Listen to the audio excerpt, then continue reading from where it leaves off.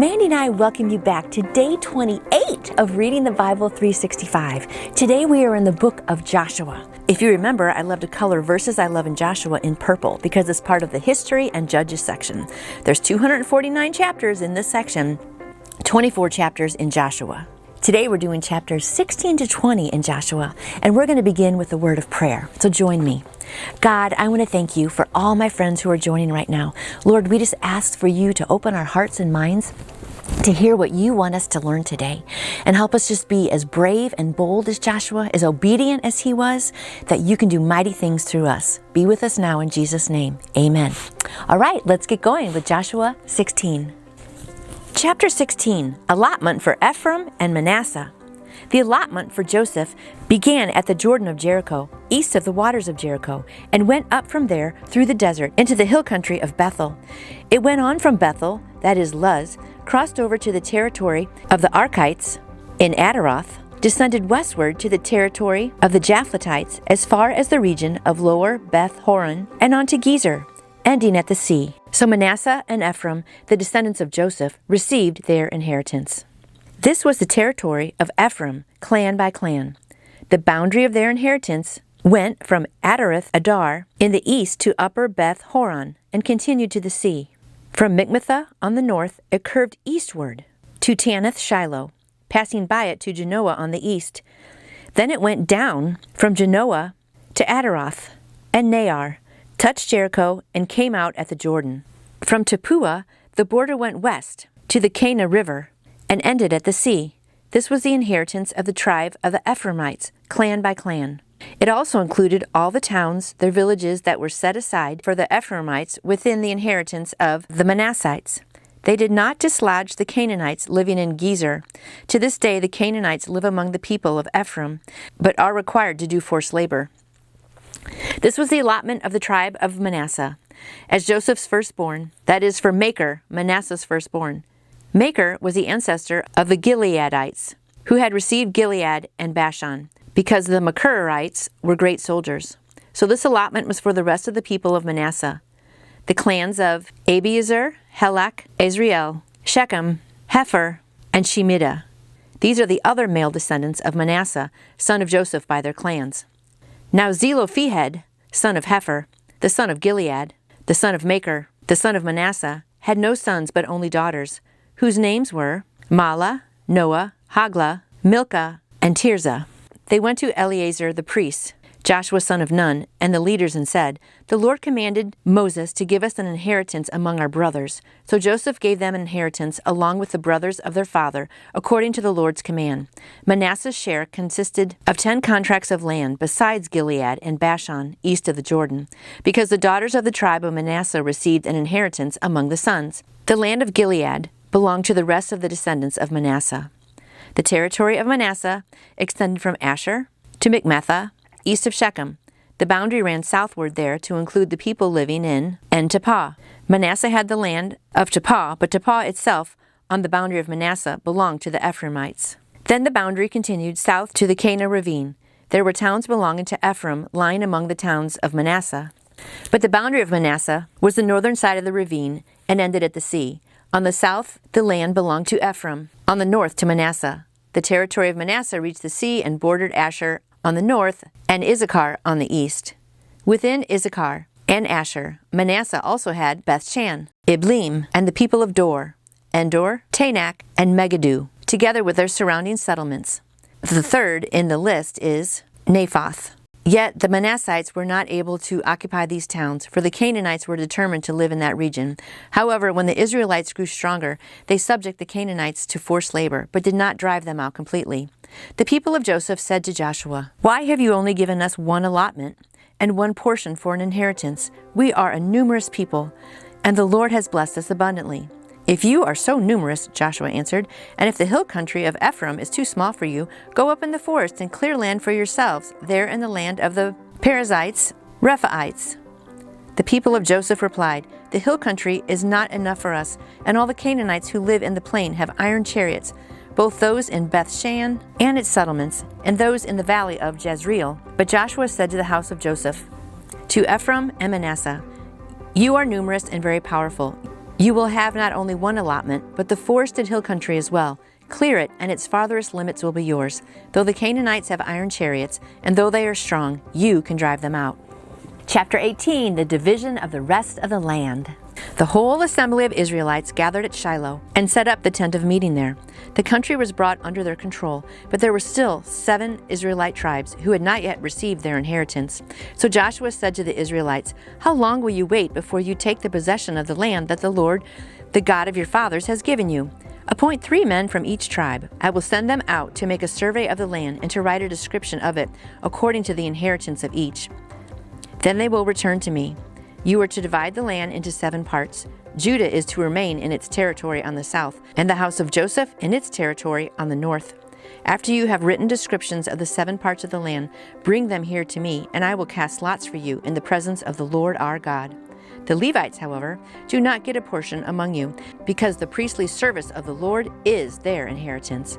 And Gad, Reuben, and the half-tribe of Manasseh have already received their inheritance on the east side of the Jordan.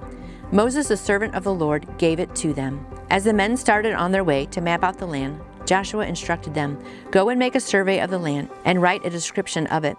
Then return to me, and I will cast lots for you here at Shiloh in the presence of the Lord." So the men left and went through the land. They wrote its description on a scroll, town by town, in 7 parts, and returned to Joshua in the camp at Shiloh. Joshua then cast lots for them in Shiloh in the presence of the Lord, and there he distributed the land to the Israelites according to their tribal divisions. Allotment for Benjamin. The lot came up for the tribe of Benjamin, clan by clan. Their allotted territory lay between the tribes of Judah and Joseph. On the north side, their boundary began at the Jordan, passed the northern slope of Jericho, and headed west into the hill country, coming out at the desert of Bethaven. From there it crossed to the south slope of Luz, that is, Bethel, and went down to Adaroth Adar, on the hill south of lower Beth Horon. From the hill facing Beth Horon, on the south, the boundary turned south along the western side, and came out at Kiriath Baal, that is, Kiriath Jearim, a town of the people of Judah. This was the western side. The southern side began at the outskirts of Kiriath Jearim on the west, and the boundary came out at the spring waters of Nephtoah. The boundary went down to the foot of the hill facing the valley of Ben Hinnom, north of the valley of Rephaim. It continued down the Hinnom Valley along the southern slope of the Jebusite city, and so on to En Rogel. It then curved north, went to En Shemesh, continued to Gileath, which faces the path of Adumim, and ran down to the stone of Bahan, son of Reuben. It continued to the northern slope of Beth Arabah, and on down into the Arabah. It then went to the northern slope of Beth Haglah, and came out at the northern bay of the Salt Sea, at the mouth of the Jordan in the south. This was the southern boundary. The Jordan formed the boundary on the eastern side. These were the boundaries that marked out the inheritance of the clans of Benjamin on all sides. The tribe of Benjamin, clan by clan, had the following cities: Jericho, Beth Haglah, Emek Keaz, Beth Arabah, Zemaram, Bethel, Avim, Para, Ophrah, Kephar, Amani, Ophni, and Geba, 12 towns and their villages: Gibeon, Ramah, Beeroth, Mitzvah, Kapira, Moza, Rechem, Erpeel, Taralah, Zelah, Haliph, the Jebusite city, that is Jerusalem, Geba, and Kiriath, 14 towns and their villages. This was the inheritance of Benjamin for its clans. Chapter 19, Allotment for Simeon. The second lot came out for the tribe of Simeon, clan by clan. Their inheritance lay within the territory of Judah. It included Beersheba, or Sheba, Moladah, Hazar Shual, Bala, Ezim, Eltolad, Bethuel, Hormah, Ziklag, Beth Markabuth, Hazar Susa, Beth Lebaoth, and Sharhuhen, 13 towns and their villages. Ain, Rimmon, Ether, and Ashan, 4 towns and their villages, and all the villages around these towns as far as Baalath Beer, Ramah in the Negev. This was the inheritance of the tribe of the Simeonites, clan by clan. The inheritance of the Simeonites was taken from the share of Judah, because Judah's portion was more than they needed. So the Simeonites received their inheritance within the territory of Judah. Allotment for Zebulun. The third lot came up for Zebulun, clan by clan. The boundary of their inheritance went as far as Sarid. Going west, it ran to Maralah, touched Debethish, and extended to the ravine near Jokneam. It turned east from Sarid toward the sunrise to the territory of Kisloth Tabor and went up to Daberith and up to Japhia. Then it continued eastward to Gath Hefer and Eth Kazan. It came out at Rimmon and turned toward Neah. The boundary went around on the north to Hanathon and ended in the valley of Iphta El. Included were Kadith, Nahalal, Shimron, Idalia, and Bethlehem. There were 12 towns and their villages. These towns and their villages were the inheritance of Zebulun, clan by clan. Allotment for Issachar. The fourth lot came out for Issachar, clan by clan. Their territory included Jezreel, Kisaloth, Shunem, Hepharim, Shion, Anaharthath, Rabbith, Kishion, Ebez, Remoth, and Genem, and Haddah, and Beth Pazaz. The boundary touched Tabar, Shahazumah, and Beth Shemesh, and ended at the Jordan. There were 16 towns and their villages. These towns and their villages were the inheritance of the tribe of Issachar, clan by clan. Allotment for Asher. The fifth lot came out for the tribe of Asher, clan by clan. Their territory included Helkath, Hali, Beaton, Akshapith, Alamelech, Amad, and Mishal. On the west, the boundary touched Carmel and Shihor Libnath. It then turned eastward toward Beth Dagon, touched Zebulun and the valley of Iphta El, and went north to Beth Emek and Neiel. Passing Kabul on the left, it went to Abdon, Rehob, Hammon, and Cana, as far as Greater Sidon. The boundary then turned back toward Ramah and went to the fortified city of Tyre, turned toward Hosah, and came out at the sea in the region of Akzib, Yuma, Aphek, and Rehob. There were 22 towns and their villages. These towns and their villages were the inheritance of the tribe of Asher, clan by clan. Allotment for Naphtali. The sixth lot came out for Naphtali, clan by clan. Their boundary went from Helath and the large tree in Zaananim, passing Adami Nekeb and Jabneel, to Lakum and ending at the Jordan. The boundary ran west through Anaz Tabor and came out at Hukuk. It touched Zebulun on the south, Asher on the west, and Jordan on the east. The fortified cities were Zedum, Zir, Hamath, Rakath, Kinnereth, Adama, Ramah, Hazor, Kadesh, Edrei, and Hazor, Iron, Migdal El, Horem, Beth Anath, and Beth Shemesh. There were 19 towns and their villages. These towns and their villages were the inheritance of the tribe of Naphtali, clan by clan. Allotment for Dan. The seventh lot came out for the tribe of Dan, clan by clan. The territory of their inheritance included Zorah, Eshtaol, Irshemesh, Shalabin, Ajalon, Ithla, Elon, Timnah, Ekron, Eltikeh, Gibbethon, Baalath, Jehud, Beni Berak, Gath Rimmon, Me-Jarkon, and Rakon, with the area facing Joppa. But the Danites had difficulty taking possession of their territory, so they went up and attacked Leshem, took it, put it to the sword, and occupied it. They settled in Leshem and named it Dan, after their forefather. These towns and their villages were the inheritance of the tribe of Dan, clan by clan.